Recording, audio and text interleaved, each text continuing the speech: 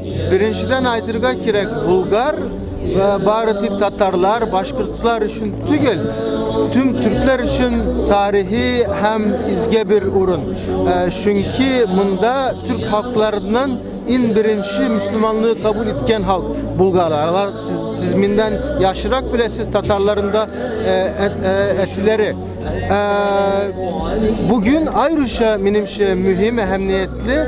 Çünkü Bulgar İslam Akademiyası'nın negizi salındı. Anın tantanası buldu. Bu bizim için de şartlık. Biz ümitlenemiz bunda bu akademiyada ki işler Resey Müslümanlarının Tatarlarga Resey Müslümanlarına ülüş kirtsin. Bu bizim için şartlık bulur. Türk okuşlarında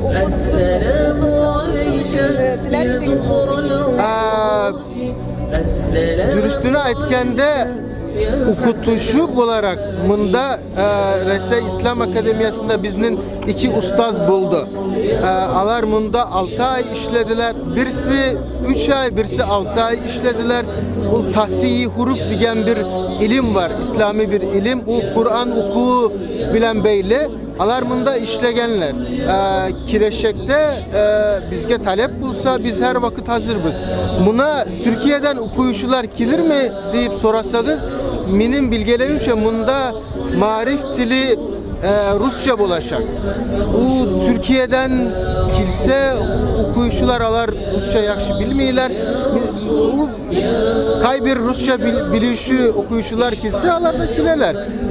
Min sizge aittim anı kabatlasam bulur. Kileşekte biz her vakit hazırız hizmetleştik için. Bunda oşuluşta Garaplar dipkine tilge oldular. Türkiye tilge olma siyasetge beyli miken? Yok, min anı işitmedim. Yok. Siyaset bilen beyli tügel. Bu başka bir ülke, bunda hizmetleşlik alga barır. Şunu da aytırga kirek.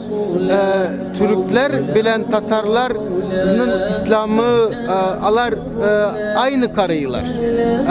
Biznin mezhebimiz de biz İslam'ı Türkiye'de de Tatarlar gibi yaşıyor. Biz Hanefi mezhebi, bizde başka mezhepler de var. Lakin Hanefi mezhebi de kübrek işler Tatarlarda da şulay. Ondan sonra tarihe karasak anda da biznin din ülkesinde de hizmetleştiğimiz küp. Yok, benim siyaset bilen böyle tügül.